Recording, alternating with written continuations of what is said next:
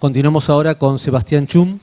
Sebastián es profesor y licenciado en Filosofía, doctorando en Filosofía por la Universidad de Buenos Aires, becado del CONICET, ha escrito varios artículos sobre la política en Derrida, participó en los libros Derrida Político y Modos de lo Extraño.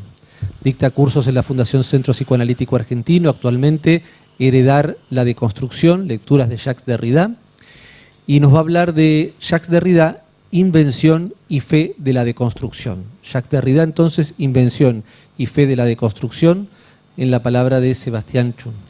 Muchas gracias. Bueno, voy a comenzar obviamente sumándome al agradecimiento de mis compañeros hacia la Fundación que hace posible un encuentro como este. Obviamente un agradecimiento por haberme invitado y un agradecimiento a ustedes también por estar aquí esta noche. Bien, generalmente cuando me toca participar de este tipo de eventos, realmente no es usual que en nuestros eventos haya tanta concurrencia, hay que reconocerlo. Por lo general me surgen siempre las mismas preguntas, que es como, no sé, cuál es la mejor o quizás cuál es la menos mala forma de atravesar, ¿no?, estos encuentros, ya sea una jornada, ya sea un congreso o un seminario como este. Y bien, en este caso lo que he decidido, últimamente vengo tomando la decisión de tomar así como una actitud entre militante y de abogado de Derrida, y entonces a donde voy trato de presentarlo, pero al mismo tiempo defenderlo de las críticas que yo sé que ya están allí circulando. Pero en este caso tuve la inspiración de pensar un texto que de algún modo es muy ambicioso. Y es muy ambicioso porque necesariamente va a exceder los límites de lo que aquí podríamos siquiera plantear. Así que creo que en última instancia lo que va a ser como una suerte de punteo de algunas cuestiones que a mí me interesan y que me interesa poder presentarlas desde la perspectiva de Derrida. A su vez me llama muchísimo la atención, sin que lo hayamos charlado, ni mucho menos, muchos puntos de contacto con la presentación de Hernán, incluso desde lo formal, ahora vas a ver por qué. Pero al mismo tiempo, más allá de esta ambición que debo reconocer y que va a hacer que mi texto necesariamente fracase en sus pretensiones, también es un texto, creo yo, bastante modesto, si es que se puede combinar la ambición con la modestia, porque se propone tres objetivos claros y específicos.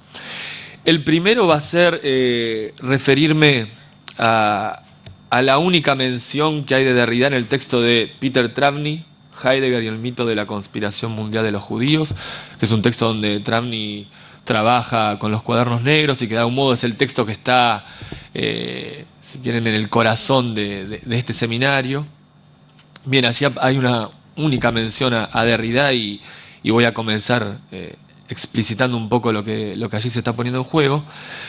Y en segundo lugar voy a tratar de abordar lo que el título de este seminario, en ese doble enunciado, en esa doble fórmula, está proponiendo a partir de la perspectiva de la deconstrucción, a partir del pensamiento de Jacques Derrida. Así que bien, entonces voy a lo primero, que es la única mención que hay en el texto de Travny de Derrida. Sí, me parece que lo interesante aquí es señalar que el silencio, así como el ser, se dice de muchas maneras, ¿sí? Para los que nos dedicamos a la filosofía y para los que transitamos esta institución desde una perspectiva determinada, hay un silencio en particular cuyo peso lo ha vuelto paradigmático, ¿no?, al punto de proyectar incluso su sombra sobre otros silencios, como el de Levinas y el que algunos anuncian el silencio del propio Derrida. Pero el silencio sobre el Estado de Israel, en el caso de Levinas, o el silencio sobre la guerra de Argelia del joven Derrida, presentan una distancia infranqueable con relación a ese otro silencio, ¿no? El silencio de Heidegger. Esta diferencia entre silencios solo es posible pensarla si los silencios no son vacíos o puras nulidades, y si en su oscuridad, en su opacidad, conservan algún tipo de espesor, ¿no? Algo que nos permitirían agarrarnos de allí y arremeter con un análisis de esos silencios. En la introducción al libro de Travny se menciona a Derrida como el embanderado de aquellos irritados, dice Travny, ante la relación entre Heidegger y el nacionalsocialismo. Para confirmar esta perspectiva, lo que hace Travny es mencionar un pequeño texto de Derrida, titulado precisamente El silencio de Heidegger, y de allí lo que hace Travny es rescatar una expresión, aquella que dice de Heidegger y de Auschwitz que son una herida del pensamiento, pero sin aclarar que esa expresión es una cita dentro del texto derridano. Si bien es la única mención que se hace de Derrida, quisiera, como dije al comienzo, detenerme un poco en este texto. Sí que es un texto que en 1988 improvisó Derrida en un coloquio que se dedicaba a los alcances filosóficos y políticos del pensamiento de Heidegger. Y lo que hace allí Derrida es plantear cómo él entiende la herencia y en particular cómo él entiende la herencia de Heidegger, ¿no? Lo que hace allí, para comenzar ese breve texto, es exponer tres líneas que encuentra él, tres líneas de trabajo que encuentra él abiertas en Francia. La primera corresponde a Boffré, que es una figura clave en la recepción de Heidegger en Francia, es el destinatario de la Carta sobre el Humanismo. Y Derrida lo que menciona allí es que él, de entrada, se separa, ¿no?, de esa recepción y de esa interpretación de la obra de Heidegger. Derrida afirma que el impulso inicial, ese impulso inicial él lo recibe de una lectura que él dice es una lectura rápida que hacen Sartre y Merleau-Ponty del pensamiento de Heidegger. Y eso que él señala de esa lectura rápida hace que él también se separe de esa segunda lectura de la obra de Heidegger en Francia, para inaugurar junto a la Coulabard y a Nancy, a Jean-Luc Nancy, una tercera perspectiva, dice Derrida, que es aquella que busca articular los textos filosóficos de Heidegger con su compromiso político. Derrida enfatiza en este breve texto la necesidad de leer la obra de Heidegger, ¿sí? La herencia de Heidegger, señala Derrida, es múltiple, como toda herencia. Y es una herencia que todavía reclama un trabajo riesgoso, dice Derrida. Un trabajo riesgoso por parte de aquellos que no se conforman con cerrar esa herencia a partir del vínculo de Heidegger con el nacionalsocialismo. Si nunca hay una herencia, sino que siempre se hereda una tarea, dice Derrida, esta será justamente la que él va a emprender, aquella que se aleja tanto de la lectura hegemónica francesa de Heidegger como de una lectura poco rigurosa, de una obra ardua, que clausura la posibilidad de encontrar respuestas inmediatas a cualquier cuestionamiento y sobre todo a los cuestionamientos límites. Esta breve intervención de Derrida parte de la repercusión que tuvo el libro de Farías, Heidegger y el nazismo, que se publicó un año antes, en el 87. Y ante esa perspectiva, Derrida asume una hipótesis de lectura no exenta de riesgos y tribulaciones. Derrida sí retoma la expresión herida del pensamiento de Blanchot, quien la acuña para expresar la relevancia del silencio de Heidegger sobre el nacionalsocialismo. Pero lejos de mostrarse irritado, Derrida se pregunta cuál habría sido una posible respuesta por parte de Heidegger. Si el filósofo alemán hubiera condenado a Auschwitz, afirma Derrida, habría obtenido la absolución sin más. Aunque esa respuesta no se siguiera de su pensamiento, nos habría liberado de una tarea inmensa, ya que es el silencio el que nos lega la herencia de pensar eso que Heidegger mismo no ha pensado, dice Derrida. Si queda algo para hacer con la obra de Heidegger, sostiene Derrida, esto se debe a que él evitó la salida fácil ante un interrogante inabarcable. Si Heidegger no pudo dominar teóricamente el nacionalsocialismo, tal vez sea por eso que no eligió la salida redentora, simulando comprender y condenar. Nos queda a nosotros leerlo como él no se ha leído, sentencia Derrida. O tal vez Heidegger lo haya hecho y por eso guardó silencio, porque consideró que ya estaba todo dicho en su obra. Nos queda a nosotros la lectura activa del trabajo de Heidegger, para así intentar acercarnos y comprender aquello que condenamos. La tarea que nos lega su pensamiento es, como toda herencia, una responsabilidad ante un texto cuyo sentido se disemina. Y si bien esta tesis Derrida la asume como frágil y riesgosa, ¿no es este el mismo riesgo que asume Travni cuando, al cerrar su libro en el epílogo a la segunda edición, nos habla de este peligro de fracasar?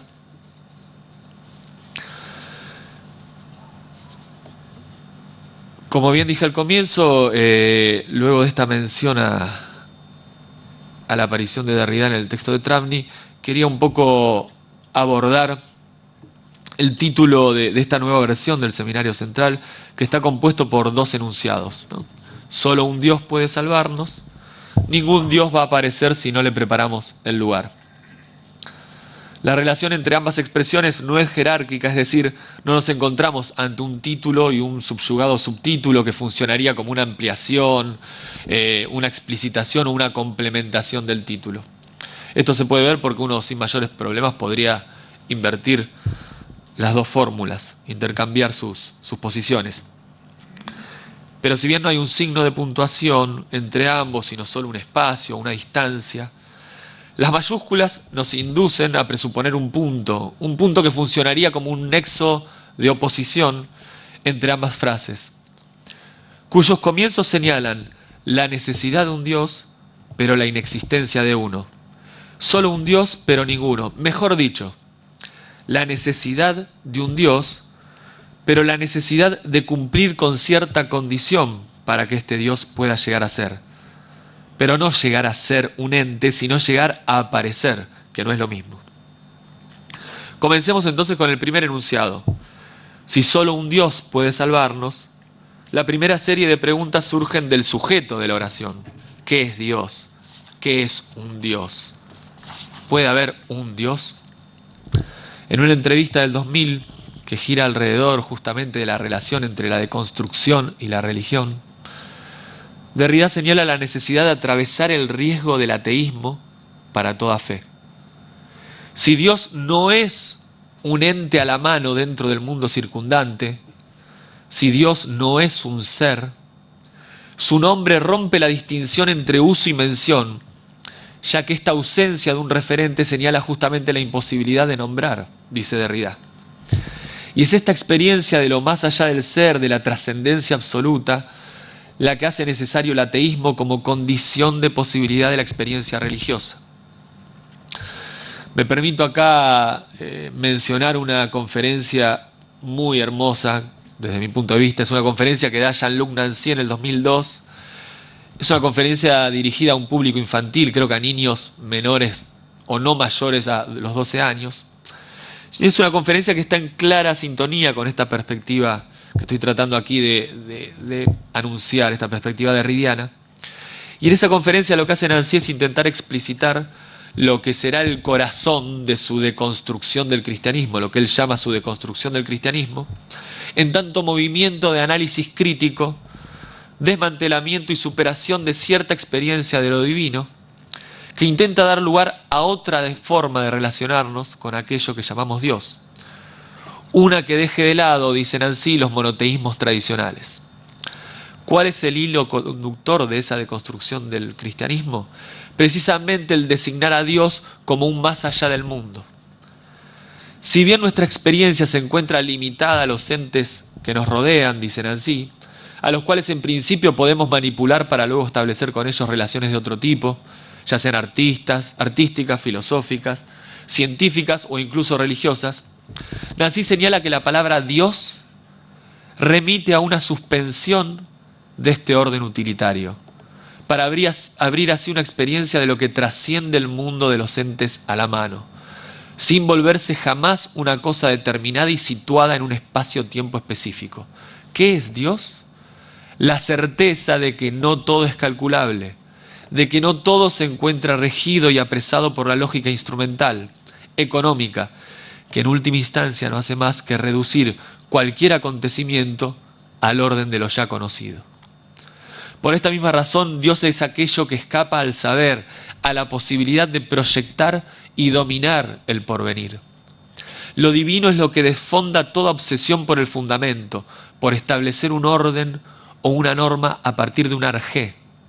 En este sentido, Dios ya está deconstruyendo todo monoteísmo, todo intento de otorgar a dicho espacio de apertura infinita una entidad determinada. Nancy no solo no aboga por una vuelta a lo religioso, sino que incluso clausura dicha perspectiva, señalando justamente cómo el propio pensar lo divino implica un abandono de las formas mundanas adoptadas por la experiencia religiosa. Si hay Dios, es solo porque no está presente aquí y ahora, sino que se da. En ese quiebre del sentido del mundo cotidiano que experimentamos cada vez que un acontecimiento, siempre por venir, deja entrever sus huellas. Solo un Dios podría traducirse entonces por solo aquello que excede todo ente, que desborda todo territorio dominado por el ser, solo aquello que no puede ser un algo determinado. Pero claro, la frase continúa, puede salvarnos, solo un Dios puede salvarnos. Pero el poder debe significar aquí algo completamente distinto a la actividad de un sujeto, a la capacidad de un agente, porque no hay un quién que empuñe esta actividad, este poder. Dejando esta problemática de lado, lo que más me interesa en esta segunda parte del enunciado es la cuestión de la salvación. ¿Por qué? Porque en el 94 Derrida participa de un seminario titulado La religión, el cual dio como resultado un texto cuyo título es Fe y Saber, las dos fuentes de la religión en los límites de la mera razón. Allí Derrida lo que hace es estructurar su exposición alrededor de esas dos fuentes de la religión que son lo indemne y lo fiduciario. Les leo una breve cita del texto.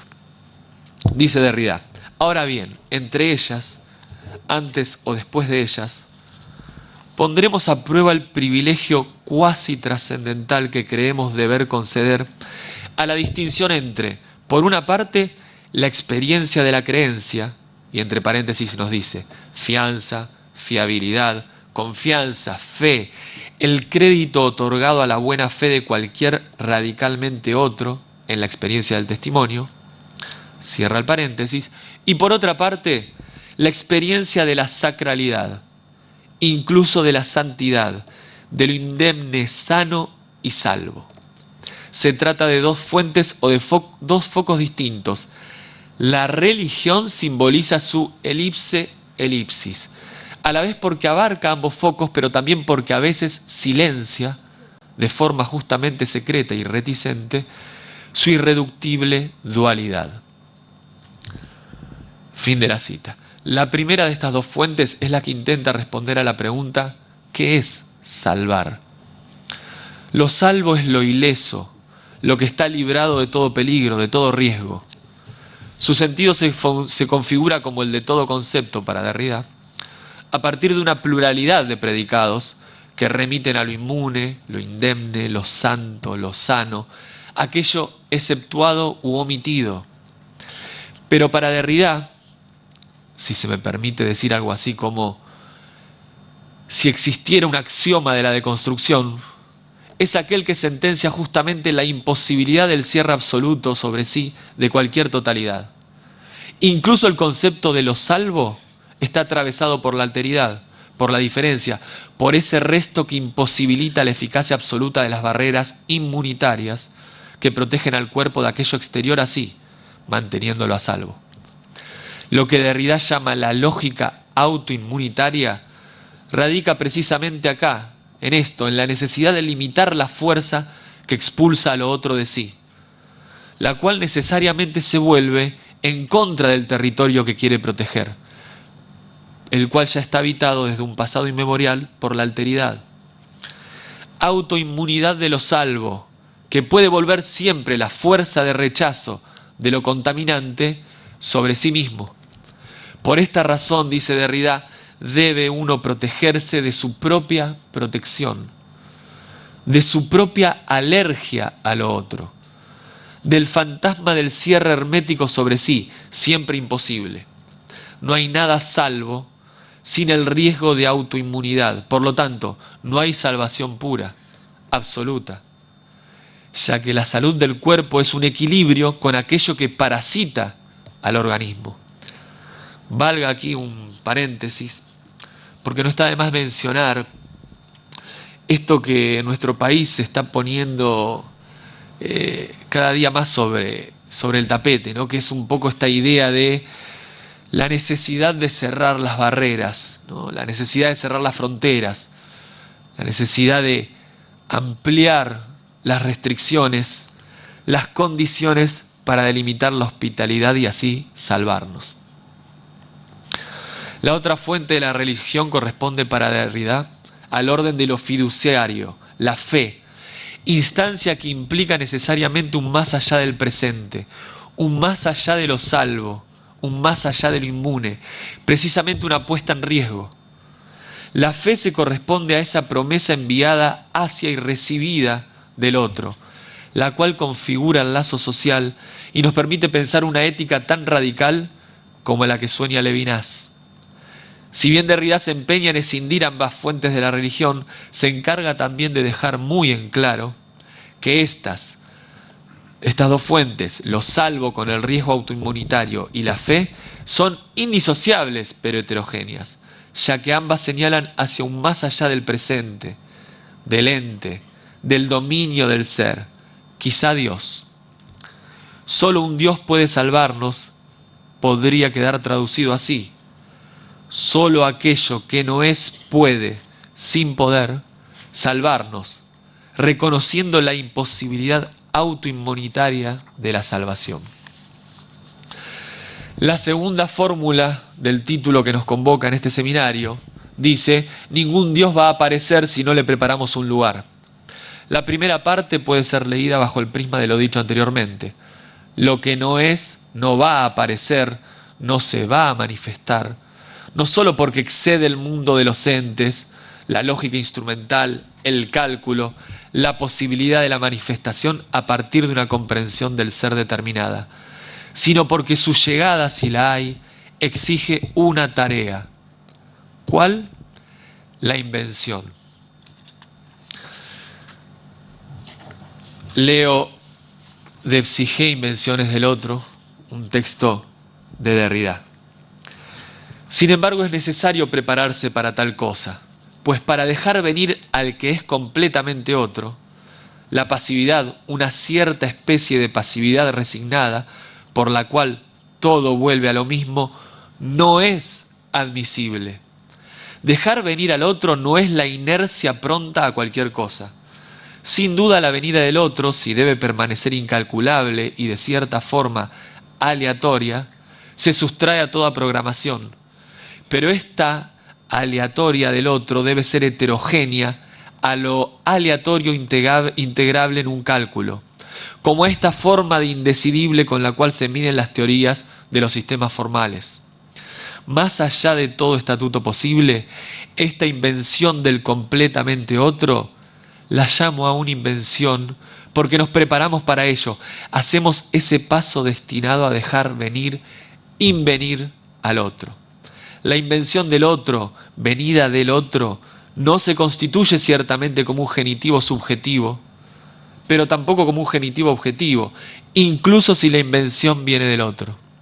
Pues este no es ni sujeto ni objeto, ni un yo, ni una conciencia, ni un inconsciente. Prepararse a esta venida del otro es lo que llamo la deconstrucción, que deconstruye este doble genitivo y que vuelve ella misma, como invención deconstructiva, al paso del otro. Inventar sería entonces saber decir ven y responder al ven del otro. ¿Sucede alguna vez? Pregunta Derrida. De este evento no estamos nunca seguros. La figura del otro, herencia levinasiana, expresa el más allá del mundo, su suspensión, la interrupción y puesta entre paréntesis de la lógica apropiadora que introduce cualquier instancia diferente dentro del orden de la mismidad. El otro es aquello que escapa al poder incluso cuando éste sueña con darle muerte. Por lo tanto, la única relación que puedo establecer con esta apertura hacia el infinito es la del respeto absoluto e incondicional. Levinas llama ética a este vínculo, pero también lo llama religión. Entonces podemos afirmar que Dios es el otro. Cualquier absolutamente otro es cualquier absolutamente otro, pero no ya entendido como la divinidad presente, organizadora y normalizadora de algún monoteísmo, sino como que aquello que justamente viene a deconstruir el orden de las cosas. Pero si bien la deconstrucción es lo que hay, lo que acontece en las fisuras de nuestra herencia, es necesaria una intensificación de esto que desde siempre está en marcha.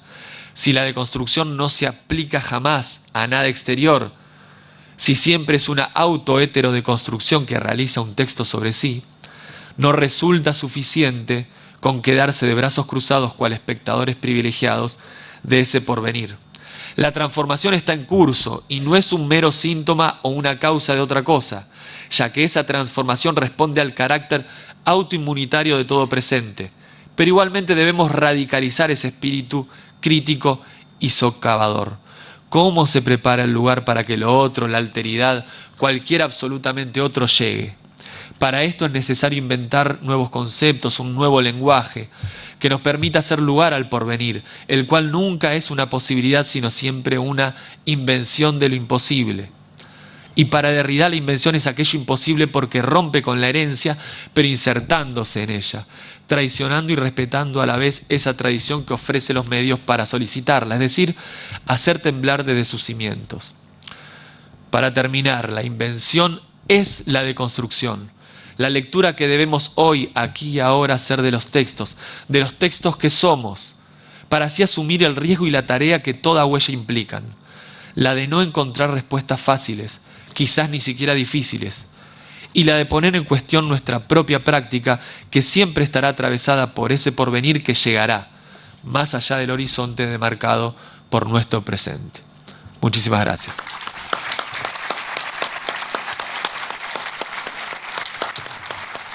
Muchas gracias a Sebastián Chum.